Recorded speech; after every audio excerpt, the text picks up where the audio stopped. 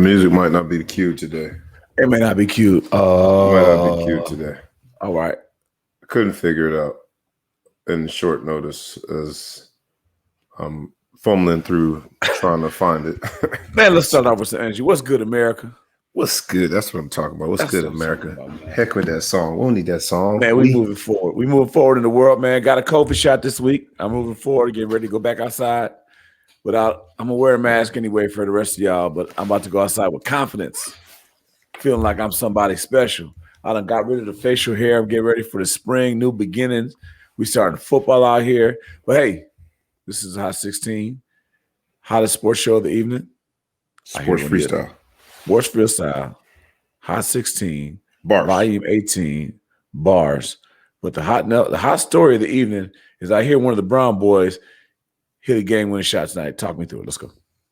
Game-winning shot, man. He was, lined up for a free throw.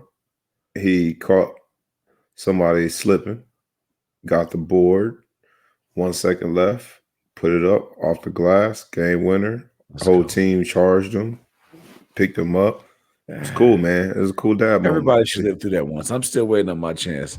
I'm getting too heavy to get lifted up. I don't have too many games, but no, I never hit a game with a shot. Everybody should hit a game with a shot. And I had to leave for Phoenix for a few days for work, but welcome home, Dad.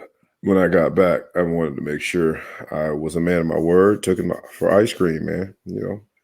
I know that was a long ice cream, man. We've been waiting to do the show for a while. It was. We're not gonna talk about it, man. You know what though, man? You might go your whole life and never hit a game winning shot. So he hit a game. I never hit one. I had to tell my son, like, I never hit a game winning shot. Like, you've done more than I did in terms of game winners. That's what you want. That's what you want out of your kids. I'll do you. That's what you want, man. But at the same time, ice cream and not something more significant, because I want them to think that the status quo. This is what we do, baby. And he's too young for alcohol, so you can't bring him out for a drink. Well, that would be inappropriate. If you're trying to get him to go to sleep, then that'd be inappropriate. You put a little rum on his gums. Just that's a joke. Don't do that, parents. Just put a little something. Just give him a little something in there. So anyway, we're gonna spit some quick bars, talk about some stories, get ready for the show tomorrow, talk about what we got next. So speaking, we're gonna keep on the basketball theme. Yes. Lloyd Pierce, coach of the Atlanta Hawks, gets fired. Fired on his day off. On his day off. And his team co-signs the firing. Normally, they say, man, it's unfortunate. We didn't know this was coming. We love him, do whatever. There's like, good riddance. Get him out of here. Got to go. Can't win with him. Can't win with him. Better off without him. Yeah. What do you think about that, man? The power now is with the players. The players that get you fired now. When we grew up, the coach was the boss. Now we're the boss, and he works for us.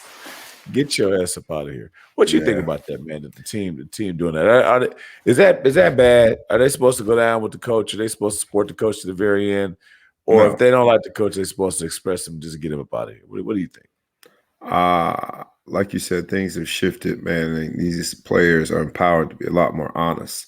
Yeah. And it's tough because he worked so hard to get that position and to be in that role. If you look at his coaching career versus, let's say, Steve Nash, right? It's like, man, he worked that hard, and there aren't a lot of pieces in Atlanta. What y'all expect him to do with that? So, the players so it's got to be somebody's fault. In America today, it's got to be somebody's fault, and we got to make change. Everybody wants to see change. They want to see something happen, man. So there's got to be repercussions and consequences to everything. So you lose, you got to go. See you later. Got to go. I thought nowadays, though, he probably has a golden parachute. He gets some money. He'll be all right. He'll be somebody's shooting coach by the end of the week. Yeah. And then he just keep riding. But it's too bad, man. All right. Depending on what his budget is, depending on what his price range is, he come down here and coach my boys. I'll pay him. I'm sure the Bulls could use him too. We can't shoot too good. We need a shoot coach. We need somebody over here. Sticking with the theme of basketball. Yep. His airness, Michael Jordan, owner of the Charlotte Hornets, star of Last Dance, can't sell his house. He could win 6 championships in the city. Been trying to sell his house since 2012. Still owns it. Nobody's in there. They probably got squirrels in there. They probably got squatters in there. Nowadays, you can't evict anybody. You and I can move in. There's a moratorium on evictions to the end of the year. We still live in this house. We can do whatever. What do you think? I mean, would you buy Michael Jordan's house? I think it was up for $39 million. I think you could steal it for $14 million right now. What would you do? Would you want to live in the house that Michael Jordan lived in, or is it too many demons? I wouldn't want to be Michael Jordan's realtor because I envision every time you come to him with an offer that doesn't, in his mind, feel as though he won. He's like, nah, I'm good. I don't win there. So I imagine it's been on the market for so long because he has been unwavering. Mm-hmm. And, he wants to win in everything. That's tough to do in real estate because the market dictates price and, it's just a whole bunch of stuff out of your control. But I would absolutely buy Michael Jordan's house if I had that type of scratch. I don't. Here's the thing, though. If you had that kind of money, I'm trying to tell you, I'm looking it up right now. I apologize for not making eye contact. It originally went on for $29 million. Last price at 14.8. The house is it's down to 14.8. 14.8, man. It's low, man. It's on the low. 14 million. It's not even that much. 15 million. What's 15 million? You got to come up with 20% down. You put down $3 million. Was that a serious question? What you financing $12 million? I mean, what is that? It's a 56,000 square foot mansion. The problem is, man, if I have $12 million, I don't want to. I'm not dealing with if the color's not right. I'm not interested. You know what I mean? Right. You really want to live in? I mean, are you that much of a Jordan fan? $12 million, you want to live in this house? Here, I'll give you a couple $100. Let me tour the house, take a couple pictures, do whatever. Well, a 56,000 square foot mansion where he decided to live and all that. Who wants a 56,000 square foot mansion? You should take a few selfies and call it a day, huh? I'll call it a day. I think at this for those prices, $12 million, the low. You think you can make money making it into a museum or something? 56,000 square feet, you could accommodate a lot of people. Even with social distancing, you could accommodate a lot of people. Yeah, you can accommodate a lot of people. I would do something. Set up, sessions where they could watch me play in the indoor basketball court. I imagine he's got an indoor basketball court. 56,000 square feet, you should have an indoor football field. Yeah, everything. But how long? 12 years he's been trying to sell it? It's only 9. He's only been 9. That's a long time. I think the market is spoken. Nobody wants it. What are you going to do? Could you imagine if you can't be good? You can't be good at everything. And now I think he's finally got from under that dark cloud of being a bad owner. So this is the next best thing. You got to be a bad something. You're a bad seller. 56,000 square feet house. Don't be surprised if we see some fires. It's in Northbrook, Illinois. Don't be surprised if you hear about a big fire. At some point, he just got to get from under there. He goes, I'm going to get this insurance money. Too big. Who wants to live there? What do you think the taxes are on the 56? Because we don't want to think about mess. We're a blue state. We don't mess around with taxes. We pay taxes here. So he's probably paying $300,000 a year in property tax. That's the problem. It's like, I don't know what. Mike, I'll be honest with you. If I had the money, I still wouldn't buy your house. I wouldn't buy it. I'm not paying that kind of money. Man, you buy MJ. You Chicago through and through. MJ don't even buy his crib. Let him out from under there. You would buy MJ's crib, man. Stop. I think at one point he tried to sweeten the deal and say if you buy the house, he'd give you every pair of Jordans that ever came out. So who can't buy every pair of Jordans for $39? That's what he wanted, $29 million. Oh, really? You give me every pair of Jordans? I hope so. Right. This type of money. You think anybody who got that kind of money wearing Jordans? That's crazy. Yeah, I think they might be wearing Jordans. They might be collecting them, but they can also afford them themselves. They ain't where they ain't got to worry about him. Alley shoes. Air quote, giving them. Ferragamos. Right. Bruno Magli's. I don't know. Something special. That's a lot of money, man. It's not that important, man. Everybody, when you gotta go to sleep, man. How big of a house? It's like sleeping in Jerry's World down there. How many square feet you think Jerry's World is? You think that's 56,000 square feet? Man, that's so many square feet. Yeah. Jerry's World's huge. Could you imagine that's where you live? You stay on the 30-yard line. You got a little condo up in there. It's so quiet. Jerry's World is huge. Crickets and stuff, critters in there. So that big screen itself is almost that square footage. Yeah, that's too much. Anyway, moving right along. Albert Pujols is rumored to have been lying about his age the whole time he was in the MLB. They say it wasn't that bad, though. He only took about 3 years off. Women lie. Men lie. Baseball players lie. What do you think about that? They say it's a rumor, and it's I don't want to be derogatory towards the Latin American baseball players, but it's rumored that they, just like fat people. I always tell you this, and I'm a fat person.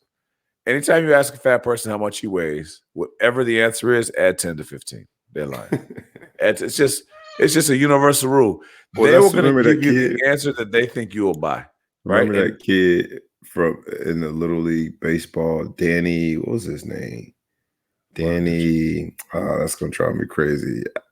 First name was Danny, but he was playing like on the 12U team for Puerto Rico. He was 16. Oh, he was so old. He's so old. Yeah. He was so old. And everyone was like giving him so many props because it's like, oh, this little 12-year-old kid, look how fast he's pitching. Yeah, it'd be good if he was 12. Yeah. They say he told on himself because he was telling a story about his first home run when he was 12 years old. And then he said 12 or 13 years old, 28 years ago, told on himself. And they did the knowledge, and he was like 41, so they say he's 44. But it's just basically the average AAU basketball player that's just lying about his age, or whatever. So they just did it first. We're just copying. We're just trying to be Dominican. We're going through it now. We're going through the verification process right now. If you have a Dominican player, you got to check twice because they just said. But they come out here. They want to get longer term contracts. They come in. They're too old. If I say I'm old, they'll do it. But if I tell them I'm 18 years old, as opposed to 27 years old, then they'll say, "Man, this dude's a phenom." I've been doing this for a long time. But everybody does it. And are you going to go back now and say he's a fraud, try to get your money back? I think Albert Pujols, no matter what age he was, delivered on his contract. How he delivered and then some. He delivered, but hey, he's just a little older. I just gotta let the people know. I gotta let the people know. 10 minutes down, 6 minutes left. 16 minutes of bars. All right, well, let's move right along. All right, so we know that Albert Pujols was really 19 when he said he was 16. Joe Louis was 137 years old. He was doing what he had to go do. So now I got to ask this question. Excuse me if you guys hear my daughter in the background. The overtime league, new league, they're going to start for basketball. Ages 16, 18 years, as low as 16 years old, paying $100,000 a year, trying to compete with college, obviously trying to compete with high school as well, and the G League and everything like that. What do you think about that? I mean, it seems like this has been an idea that's been kicked around before. It's bound to happen. The HBCUs were talking about seceding from the NCAA, and they were going to start paying folks. It was bound to happen. Bound to happen. Because if you look at the academies, whether it be IMG, Mount Verde, that's basically what it is. While they're not giving them the $100,000, what they're doing is they're traveling across the country on limitless budgets, making sure that they have TV contracts where they're playing games on national television as though they are already in the league. They've got these large contracts with, shoe deals and paraphernalia deals with fill in the blank with said sports brand.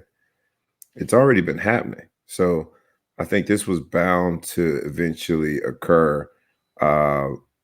LeVar Ball tried to do some form of it with his JBL or whatever it was, junior, whatever basketball league he had. I think this is the next step. Overtime is smart because they've already created a brand. They've already been producing exposure opportunities for these kids. This was the next frontier. It was bound to happen. I had to agree. I mean, you think about basketball. Anybody who goes to their senior year is not going to make an NBA, or there's a talent. The real talent comes out after 1 year. Senior year of college, you mean? Yeah, senior college. The real talents go in the NBA 1 to 2 years out of college. 1 to 2 years into college, they're coming out, right? If you're a senior, you're coming out. Like I remember they had like Frank Kaminsky. He came out, turned out to be a bust. Nobody even knows. I think he's in the flag football league with Menzel or somebody right now. I don't know what he's doing. He's actually from the town that we live in, so that's crazy. But he I mean, Where was he at? Wisconsin? he was at Wisconsin, but he went to the same grammar school, Catholic school that my kids went to, Okay. whatever. Went to Wisconsin, grew to be 7'6" or whatever tall he was, and things were great. But he was a senior, and that's why he did well in high. And then in college basketball, he gets to the NBA, and that's it. So it's over. So it's a young man's league. They come in, guys who are in there, they either they barely played in college. The blue blood teams now are trash this year. Things aren't going well. Things are just upside down for basketball. So this is a good time to start. $100,000 if you're a real basketball player. The problem is, as everything else, the exploitation is, it's 64 people to get drafted. After the lottery pick, it's almost academic, right? First round is cool, but really it's the lottery pick. So now you're talking about just a handful of kids. You're going to do a whole league of paying these dudes $100,000 to forego college. You're going to have, let's say, 10 teams at a minimum, 10 people. So you got to have 100 kids that you're going to have out there do the knowledge. You're not going to get every draft pick. Some of those guys are going to say, I want to go to college, right? For the fallback. So now you're going to get all these kids. You're going to give them $100,000. They're 16 years old and do whatever. And then when they're done, what's going to happen? So it's bound to happen, but it's exploitation. To me, it's not going to work. And maybe you look at name, image, likeness, developments. You look at the fact that most of the top 4 and 5-star players opt out of their school district, the public school, to go to some prep or academy. Yeah. You look at kids being flown all over the country just for a tournament to be on a circuit and get exposure. This is just the next shoe that drops, man. It's bound to happen. It is, but you just start thinking, okay, you got all these kids that come out that go to college, right? And if they're a lottery pick, some dudes are doofuses and stuff, they can't make it or whatever, so they're going to just come out regardless, even though they tell them, they didn't go to class. But there's a lot of these kids that are going to go and they're going to graduate college because they realize I'm not that guy. There's not enough players that every year. The NBA is the most selective professional group of athletes that you could possibly get. The lottery pick is really where it's at. You get guys that make it, whatever, but those are the guys that make it are like the free agents in football. We got 7 rounds of football, then your free agents. You get those free agents that do really well. But after the lottery, it's pretty much like scratching your head. So how can you do a league and pay all these dudes $100,000 at 16 years old who aren't going to make it? What are they going to do when they're done with the league? How long? Well, I think because the college game is also suffering. Yeah, there's going to be some sort of assuming that this overtime league does go forth. There's going to be some sort of concession where if you don't go into the NBA right out of the overtime league, there's going to be some sort of concession that allows you to go into college. Who's going to make that concession? You think the NCAA wants this thing to succeed? They're going to make some. No, I think the concession would be you got to stay for 3 years. In what? In college. I don't see the colleges not. The college don't like this. This is terrible. They don't like it, but they can't stop it. They can't stop it. But what they can do is they're not going to. When you play in this league, you forfeit your chances to play in college. We're talking about. They would only be hurting themselves. 16. Now we're talking about dudes who may not graduate high school. They would only be hurting themselves. Who would be? The NCAA, if that were the case. Not really. I don't think that's supposed to be our time. The eggs aren't done. The hard-boiled eggs. I'm still talking. At the end of the day, they're hurting themselves kind of, but if they can just sit out there and throw the threat out there and just say, we're not going to let you come back, you've given up your amateur status and do whatever, these kids got to make a decision. They got to compete with them because otherwise there's a lot of people do it. You're going to get kids who don't even graduate high school because they're going to make money at 16 years old. You're saying they have to make a decision. They already made a decision. The blue bloods suck this year. We're surprised because the blue bloods have been getting one and dones forever. Coach K was holier than thou about the one and dones. Now his entire program is one and dones. They've already made the decision. The decision is NBA or bust. And for those who don't come out of whether it be overtime or JBL, some other league that works, for those who do not come out of that ready to be an NBA prospect, to me, the NCAA would be crazy not to come up with some way to protect their amateur status, and take advantage of the fact that these kids could be playing college football, college basketball. I keep saying football, college basketball. It smells like a train wreck to me. It smells like a train wreck because too many kids are going to do it. People aren't going to finish high school because they're 16. They're going to think, what do I need to finish high school for? These dudes are going to go out here all kind of dunking in threes, and people have, of course, some goofiness. And then these kids are going to fall on their face, and they're going to How's that different? How's that different than what we already saw? When they allowed you to go right into the NBA out of high school, everyone wants to talk about Kevin Durant, but not Kevin Durant. I'm sorry. Talk about KG, Kevin Garnett. Oh yeah, yeah. Kevin Garnett. That's what I was trying to say.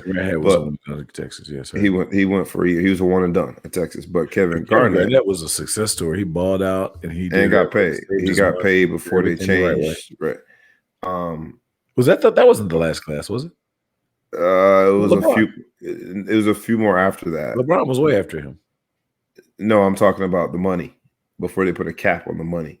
Kevin Garnett got the big money. Oh, back before they did the rookie. Not only was he out of high school, but there was it was the Wild Wild West when it came to the money. Mm-hmm. Anyway, everyone wants to talk about the Kevin Garnetts of the world, but for every Kevin Garnett, there was at least 15 to 30 players that didn't make it, and they tried to come out of high school. So it's already been happening. We talk about the one and dones. A lot of people think they're one and done, and they declare, and they go second round. But those are small. Or don't get drafted. Those aren't small numbers. Those aren't 10, small 10, numbers. 15 guys at the most. Out of, what do you mean? You think that's 10 or 15 guys that try to be one and dones and it doesn't work out? Yeah, at the most. Probably more than that. I said it was 10 or 15 high school kids every year that tried to come out. Okay. Didn't make it. There's more one and dones. To make a successful league, 10 teams minimum, right? 10 teams minimum, yeah. 10 teams minimum. I mean, you can only have 5 games at a time. You got 10 teams. Yeah. More likely to be more, but let's say 10 teams. 10 guys on the team at least. 10 12 guys. $100,000. Some guys, you're not going to get everybody, so some guys are going to go whatever. So now you have these kids that are no longer going to have their amateur status, at least for the short run. Some of these fools aren't going to graduate high school because there's no motivation to graduate high school anymore. You're 16 years old, you make $100,000, you're going to make that money. I guess they can start funneling these dudes overseas and different other avenues too. But like, you're going to have at least 100 kids in this league, 16, 17 years old, coming out, and like, I guess it had to go to at least 19. You got to be 1 year out of high school, but you ain't finished high school. It's a train wreck, man. The numbers are going to be too great. You're gonna get the $100,000 probably is not all paid in cash. I envision, since it's 16 to 18-year-old young men, I envision that merchandise. Not just merchandise, but putting it in some sort of fund. I mean, if they're smart, there's going to be some sort of protection of. I'm using the word smart. That's a bad use of the word. There's nothing well, I'm saying they being smart overtime. I think overtime as a league is smart because they've captured this exposure. They've got a monopoly on the exposure when it comes to basketball. They've done a great job building a brand, building content around highlights. And overtime is when overtime cameras are at your game, you know you've arrived. Point being is that I'm imagining some of their compensation is going to be structured such that it's more fringe benefit, putting it in a fund, because the reality is you're dealing with 16 to 18-year-olds. So these people are exploiting people. They don't give a damn about no fun and no future. They're just doing it for the exploitation. You can still do both. At the end of the day, net, it's the same compensation for them. Sounds like people. You're talking about people who care. They're not going to do it. They're going to give them $100,000. They're going to fashion sign some Puma sweats, some Nike concepts. Maybe, but some you have the court of public opinion when you're dealing with young people. And 16 to 18-year-olds are legally still, well, 18-year-olds are adults, but, you know, for 2/3 of your league, they are legally not even adults. So can your sons play in the league? Would I let them? I'm doing some forms of it now, man, like the considering homeschool options, and I've seen kids on our AAU program, you know, what they do in their reclass year and how they're doing these basketball academies. We aren't doing it, but I'm not judging anybody that's doing it because I understand there's a lot of money. It's a multi-billion-dollar industry, Give up the sports opportunity to go to business. college for $100,000 at 16 years old. Say again. Your son could give up his chance to go to college and get a degree for free or whatever you're going to say to make $100,000 when he's 16, 17 years old. I mean, I guess theoretically, if you're smart, you could make a live at home or whatever. I guess you support. My sons probably would not be a good candidate for it. To me, the best candidates for this league are guys that only play basketball. Yeah. It's their singular focus. If you're a multi-sport guy that needs exposure in other things, this wouldn't make sense because you need at least some form of a high school platform to get the exposure. So my sons probably would not be good candidates, but some of my son's teammates probably would, and I wouldn't be mad at them. Well, let's see. We've heard about the Pac Pro League that never came. We keep hearing about all these leagues. Everyone's been thinking about flirting with the idea of taking these amateur kids and making them professionals, and it never happens, right? You never see it really transpire. So we'll see. We'll see what happens. I think it's a shit show. I don't think it's something that's going to make it. I think it's a bad idea for these kids. Sounds good. You're going to get a bunch of kids jump at it. I think if the HBCUs would have did this league, it would have worked out. People would jump at it because it's quick money. They can't wait to get paid, and they're all happy. And then they're going to crash and burn younger than they do when they try to make an NBA. But that's just me. I hope I'm wrong. I don't want to be a hater, but I just think I think go to college. I think it's too much. It's too much. This is how I travel. Kids come out of high school and go to the league because I think that there's going to be people who have to go get assessed, and you're going to maybe 5 or 10 kids. But I do think that if you don't get drafted, then I think you should be allowed to come back to college and do it, whatever. But I think when you have to have a whole league where you're paying people $100,000, whatever the hell you're going to pay these people, you have to have a whole league full of people. You are going to pull a lot of people out of this college thing. There's a lot of people going to jump at it. A lot of people are going to pass it up too, but you're going to pull it out. Some would argue that the one and done is now so commonplace that these kids are already in reality already out of the college thing. They're just in college in theory. If you get a kid that goes one and done and he thinks he's a one and done, he gets to college and he's not a one and done, he could go 2 years and done. Then he can end up finishing college. That requires some sort of engagement in the academic world that a lot of these kids just aren't. This is how I had to travel. That's why I put this on. I had 2 masks on. Fantastic. I had, an NP, whatever, N95. I had goggles. Oh, you being waterboarded? Yeah, man. So if you got to do all of that, chances are you shouldn't be traveling. But I made it back alive. So anyway, man, tomorrow, what we talking about tomorrow, man? We're going to finish this conversation up tomorrow. What we doing? Tomorrow's going to be a good day. We got a lot of hot topics, man. You got NBA All-Star coming up. You've got so many different storylines in the NBA. There's a lot of free agency topics in the NFL. So, yeah, come check us out. It's the Ball Hawk Sports Talk with your boy, B. Brown, ESQ, a.k.a. the Ball Hawk, a.k.a. the Mouth of South, a.k.a. Mr. Successful Celebration. We'll be in the building tomorrow. I have my man, Big Flo, from the Big Flo Show. This has been the Sports Freestyle Hot 16 minutes or more of bars. See y'all in the morning, man. Big Flo Show coming up. We got some great interviews coming. I'll announce them later date. We out.